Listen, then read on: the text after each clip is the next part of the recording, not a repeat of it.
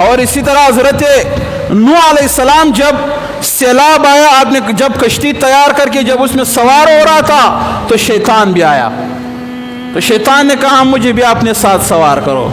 حضرت نوح علیہ السلام نے کہا اللہ تجھے غرق تباہ کر دے، یہ سارے سیلاب جس عذاب میں ہم آج مبتلا ہے آپ ہی کی وجہ سے تو آیا ہوا ہے، اور آپ کو ہم کشتی میں اپنے ساتھ سوار کریں؟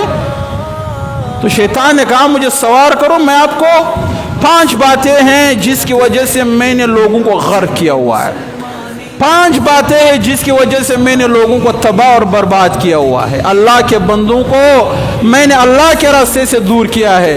اے نوح ان میں سے میں 3 باتیں آپ کو بتاؤں گا، پھر آپ لوگوں کو بتاؤ تاکہ لوگ اس چیز سے بچ سکے، اس کے بدلے آپ مجھے اپنے ساتھ کشتی میں سوار کرو۔ تو حضرت نوح علیہ السلام کو اللہ کی طرف سے وحی آئی کہ یہ شیطان ہے، یہ اب بھی آپ کے ساتھ چال چل رہا ہے، اس کو کہو جو 3 باتیں، جو 5 باتیں 3 آپ بتا رہے ہو، آپ وہ 3 نہ بتاؤ، جو 3 آپ مجھے بتانے والے ہو وہ 3 نہ بتاؤ، وہ 2 باتیں جو آپ نہیں بتانے والے وہ 2 باتیں مجھے بتاؤ۔ 3 پر چونکہ اللہ کو پتہ تھا عمل کرنا آسان ہے، یہ 2 باتیں ہیں جس کی وجہ سے اس شیطان نے لوگوں کو تباہ اور برباد کیا ہوا ہے۔ تو حضرت نوح علیہ السلام نے پھر شیطان سے کہا جو 3 باتیں آپ مجھے بتانے والے وہ نہ بتاؤ، جو 2 باتیں آپ نہ بتانے والے تھے وہ مجھے بتاؤ۔ تو شیطان نے کہا وہ 2 باتیں یہ ہیں جس کی وجہ سے میں نے لوگوں کو تباہ اور برباد کیا ہوا ہے۔ پہلا چیز اس میں الحرص، حرص ہے، کیا ہے؟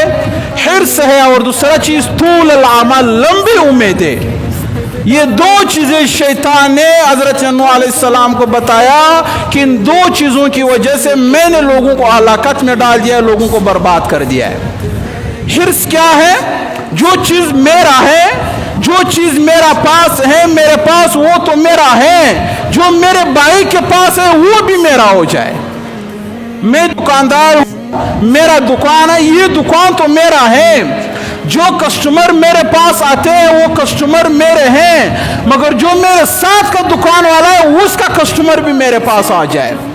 جو مال میرے دکان میں ہے وہ تو میرے پاس ہے، جو میرے ساتھ والے دکاندار کے پاس ہے وہ بھی میرے پاس ہو، اس کو حرص کہا جاتا ہے۔ جائیداد میں باپ نے جائیداد چھوڑا، میراث چھوڑا، جو میرا حصہ ہے وہ تو میرے پاس ہے، جو میرا بہن کا حصہ ہے وہ بھی میرے پاس رہے، اس کو حرص بولتا ہے۔ بیٹی کا حق ہے، میرے پاس سب کچھ ہے مگر میرے بیٹی کا جو حصہ ہے وہ بھی میرے پاس رہے، اس کو حرص کہا جاتا ہے۔ تو شیطان نے حضرت نوح علیہ السلام سے کہا کہ حرص ایک ایسا چیز ہے جس نے لوگوں کو ہلاکت اور بربادی میں ڈالا ہوا ہے۔ اور دوسری بات جو شیطان نے حضرت نوح علیہ السلام کو بتائی، طول العمل، لمبی امیدیں، لمبی امیدیں، لمبی امیدیں۔ اب کروں گا توبہ، ابھی تو جوانی ہے یار، کیا ہے مولوی صاحب روزانہ بتائے داڑھی چھوڑو، کیا جوانی میں داڑھی یار کیسے چھوڑوں؟ میں اتنا خوبصورت سمارٹ اور حسن والا اور لمبے قد والا، اور میں داڑھی چھوڑوں یار؟ مولوی صاحب عجیب پاگلوں والی بات کرتے ہو۔ اور رکھ لیں گے داڑھی، کیا ہے، جب عمر 50 سے بڑھ جائے گا داڑھی بھی رکھ لیں گے، نماز پڑھنا بھی شروع کریں گے۔ بھائی گناہوں سے توبہ کرو، ابے یار کر لیں گے، گناہوں کے بغیر پھر زندگی کا مزہ ایسا کرکرا ہو جاتا ہے، کوئی مزہ نہیں آتا ہے یار۔ مولانا صاحب جس زندگی میں گانے نہ ہو وہ بھی کوئی زندگی ہے خشک سی، یہ کون سی زندگی ہے؟ جس زندگی میں فلم نہ دیکھو یار یہ بھی کوئی زندگی ہے؟ جس زندگی میں ڈرامے نہ ہو یہ بھی کوئی زندگی ہے؟ جس زندگی میں نامحرم لڑکیوں سے فون پہ بات نہ ہو یہ بھی کوئی زندگی ہے؟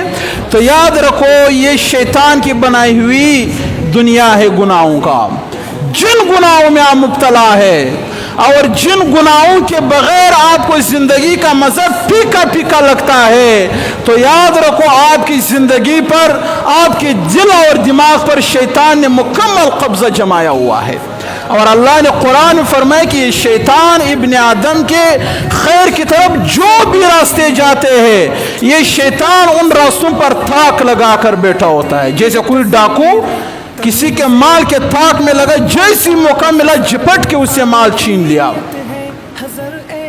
تو اسی طرح شیطان ابن آدم خیر کی طرف جتنے بھی راستے جاتے ہیں ان راستوں پر شیطان بیٹھا ہوا ہے. داڑھی کا بات کرو تو بھائی وقتی طور پر وہ قبول تو کرتا ہے، یار مولانا نے بات اسی کیا، محمد رسول اللہ کی سنت ہے، اللہ کے رسول کے چہرے پر تھی، صحابہ اکرام کے چہرے پر تھی.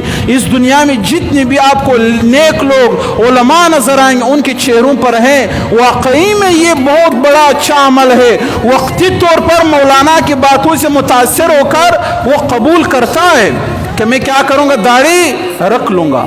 مگر شیطان اس کے راستے پر بیٹھا ہوا ہے. جیسے یہاں سے گیا شیطان نے اس کے دل میں وسوسے ڈالنا شروع کیا، بھائی رکھ لے گا، کون سی جلدی ہے، ابھی تو جوانی ہے، ابھی تو شادی بھی نہیں ہوئی، ابھی تو شادی کو 2 سال ہوئے، ابھی تو آپ ایسے، ابھی تو ٹک ٹاک بنانے کا زمانہ ہے، ابھی تو سیلفیاں لینی ہے، ابھی تو اس پروگرام میں جانا ہے، ابھی تو یہاں جانا ہے، ابھی تو وہاں جانا ہے، ابھی تو یہ خرمستیاں کرنا ہے، ابھی تو موٹر سائیکل کو الٹر کر کے لوگوں کے کان کا بیڑا غرق کر دینا ہے، ابھی تو موٹر سائیکل پہ ایسی ایسی لائٹیں ڈالنا ہے کہ لوگ آگے سے آتے ہوئے لوگ بالکل اندھے ہو جائے.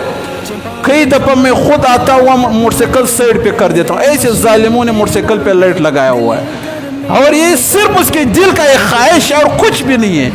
ضرورت تو یار میرے موٹر سائیکل میں ایک لائٹ پیلا لائٹ ہے 10 سالوں سے، بھائی میرا ضرورت پورا ہو رہا ہے، میں تو کبھی بھی پریشان نہیں ہوں. میں بھی اس معاشرے کا آدمی ہوں، میں بھی کراچی بھی جاتا ہوں، حب بھی جاتا ہوں، گڈانی بھی جاتا ہوں، بازاروں میں بھی گھومتا ہوں، رات کو بھی، دن ہر وقت. میرے لیے تو کبھی کوئی پریشانی نہیں ہوئی ہے. پھر آپ کو کون سا تکلیف ہے کہ آپ جا کر یہ بڑا سفید لائٹ لگاتے ہو جو لوگوں کو اندھا کر دیتا ہے، لوگوں کو تکلیف دیتے ہو. موٹر سائیکل میں سے سلنسر ایسا الٹر کے ایسا آواز ہے کہ نماز میں کھڑے ہو کر جب ایسے موٹر سائیکل، یقین کرو نماز کے دوران دل سے بدعائیں نکلتی ہے ایسے نوجوانوں کے لیے. یار ایک بندہ اگر دل سے نماز کے دوران آپ کے لیے بدعا نکلے تو آپ مجھے بتاؤ آپ کو اللہ پھر کون سا زندگی دے گا؟ اس میں آپ کو ملتا کیا ہے؟ یہ تیز آواز لوگوں کے کان کا بیڑا غرق کرتا ہوا آپ یوں جا کر گزر جائے، یہ کون سی زندگی ہے یار؟ مسلمانوں کی زندگی تو نہیں. آپ کیوں لوگوں کے لیے تکلیف کا باعث بنتے ہو صرف اپنے خواہشات نفسانی کے لیے؟ یہ چیز آپ کو صرف اچھا لگتا ہے کہ بھائی بہت مزہ کرتا ہے. میرا لیاری کا دوست ہے اس نے بھی الٹر کیا ہوا تھا، میرا گڈانی کا ایک دوست ہے اس نے بھی الٹر کیا ہوا، صرف اس وجہ سے. اور یہ پتہ نہیں کہ آپ کی اس کی وجہ سے کتنے لوگ تکلیف میں مبتلا ہوتے ہیں. کتنے لوگ جب آپ گزرتے ہیں لوگ آپ کے والدین کا پھر ذکر کرتے ہیں، گالیاں دیتے ہیں کہ یہ اس کے ماں باپ نے تربیت کیا ہوا ہے. تو یہ لوگوں کے لیے تکلیف کا باعث نہ بنو. لوگوں کو تکلیف خدا نخصاب نے الٹر کیا ہوا ہے. یہاں پر ایسا مریض اسپتال میں پڑا ہوا ہے، بخار بھی ہے، اس کو ہر قسم کی بیماریوں نے، کمزوری، اور وہ معمولی جو 2 لوگ آپس میں ایسا باتیں بھی کرتے ہیں وہ باتیں بھی اس کے اعصاب پر اثر انداز ہو جاتی ہے، بری لگتی ہے. اس دوران اگر آپ کو موٹر سائیکل یہاں سے الٹر بالکل ریس دیتا ہوا گزر جائے تو آپ مجھے بتاؤ اس مریض پر کتنی تکلیف گزرے گی. ہم نارمل لوگ ہیں بھائی، گپ شپ لگا رہے، چائے پی رہے، بالکل فٹ پاٹ ہے. جب ہمارے کو آپ کا الٹر سلنسر اتنا تکلیف دے رہا ہے، جو اسپتال کے اندر مریض بخار سے تپ رہا ہے، جو تکلیف میں مبتلا، آپ بتاؤ آپ کا الٹر سلنسر اس کو کتنا تکلیف دے گا؟ وہ آپ کے لیے بدعا نہیں کرے گا کیا؟ اور اس کا بدعا حق ہے، اللہ اس کو قبول کرے گا. آپ کہو گے تو میری زندگی ہے، میرا لائف ہے، میں جیسے انجوائے کرنا چاہوں. نا، آپ نے لا الہ الا اللہ محمد رسول اللہ پڑھا ہے، آپ نے خرمستیاں نہیں کرنی ہے. خرمستیوں پر پابندی ہے. آپ نے وہ زندگی گزارنی ہے جو اللہ اور رسول کا حکم ہے. وہ زندگی گزارنی ہے جس کی وجہ سے کسی دوسرے مسلمان کو تکلیف نہ ہو. آپ اپنی مرضی کا زندگی نہیں گزار سکتے ہو. آپ کا مثال قیدیوں کی طرح ہے. آپ کا مثال، اللہ نے آپ کی زندگی کو محدود کیا ہوا ہے. آپ ایک دائرے میں ہو، آپ نے ہر کام میں اللہ کے حکم اور محمد رسول اللہ کے حکم کو دیکھنا ہے. آپ اپنی مرضی کا زندگی نہیں گزار سکتے ہو. تو جوانوں سے کہتا ہوں کہ خدا را لوگوں کو تکلیف نہ دو. جو لائٹیں لگائی ہے، لوگوں کے ایکسیڈنٹ اس وجہ سے ہو جاتے ہیں، لوگ مر جاتے ہیں. بڑھا آدمی ضعیف پہ موٹر سائیکل پر آ رہے، پہلے سے آنکھیں کمزور ہے، آگے سے آپ کا سفید لائٹ جو اس نے بالکل اس کو اندھا کر دیا. خدا نہ خاصا وہ گر گیا، اس کا پاؤں ٹوٹ گیا، آنکھ ٹوٹ گیا، مر گیا وہ. تو اس کا یہ مرنا، یہ قتل آپ کے عمل نامے میں آئے گا، آپ کے گلے پر ہوگا، آپ کی وجہ سے اس کو یہ تکلیف پہنچی ہے۔ تو خدا را جوانوں، اپنی زندگی گزارنا ہے گزارو، جو کرنا ہے کرو، مگر لوگوں کو تکلیفیں نہ دو، لوگوں کے لیے تکلیف کے باعث نہ بنو۔ کوشش کرو کہ میرے ذات سے کسی کو تکلیف نہ پہنچے۔ تو میں بات کر رہا تھا کہ جب کوئی حکم دو، کوئی اچائی کی طرف داڑھی کا اس نے ارادہ کیا کہ رکھ لوں گا، یہاں سے نکلا تو شیطان نے مختلف دل میں وسوسے ڈالنا شروع کیا، اس کی وجہ سے پھر وہ اس ارادے کو چھوڑ دیتا ہے۔ مولانا نے کہا کہ بھائی نماز پڑھنا شروع کرو، اور اس پر جو سخت گناہ ہے، جو عذاب ہے وہ بیان کیا۔ دل میں تو ارادہ کر لیا کہ میں آج سے 5 وقت کا نماز پڑھوں گا، مگر جیسے ہی مسجد سے نکلا شیطان نے اس کو پھر گمراہی کے راستے پر ڈال دیا، اور دل میں مختلف وسوسے ڈالنا شروع کر دیا کہ یہ کیا ہے، نماز ہے، مسجد جا رہے ہو، آ رہے ہو، یہ کون سی زندگی ہے۔ تو انسان کو پھر شیطان اس طرح کیا کر دیتا ہے، گمراہ کر دیتا ہے۔ تو یہ 2 چیزیں ہیں، نمبر 1 حرص جو تباہ اور برباد کر دیتا ہے شیطان انسانوں کو، اور دوسرا طول العمل، لمبی امیدیں کہ توبہ کر لوں گا، داڑھی رکھ لوں گا، گانے سننا چھوڑ دوں گا، اور اس کو پتہ نہیں اسی حالت میں پھر اس کو موت آ جاتی ہے۔ گھر بناؤں گا، ابھی تو پنشن مل جائے گا، ابھی یہ کرے گا، ابھی بنگلہ، ابھی یہ پلاٹ لینا، ابھی گاڑی، ابھی اپنے بیٹے کو بہت اعلیٰ تعلیم دینا ہے، چاہے حرام سے ہی کیوں نہ ہو، بے حرام ہے بعد میں توبہ کروں گا نہ۔ موت کبھی بھی آپ کو کوئی مہلت نہیں دے گا، کبھی بھی آپ اس دنیا سے جا سکتے ہو، آپ مر سکتے ہو۔ اگر آپ اللہ کے دربار میں اسی طرح گئے بغیر گناہ کیے تو پھر آپ کو جہنم سے کوئی عذر بچا نہیں سکے گا۔ تو اللہ تعالیٰ ان باتوں پر ہمیں عمل کرنے کی توفیق عطا فرمائے۔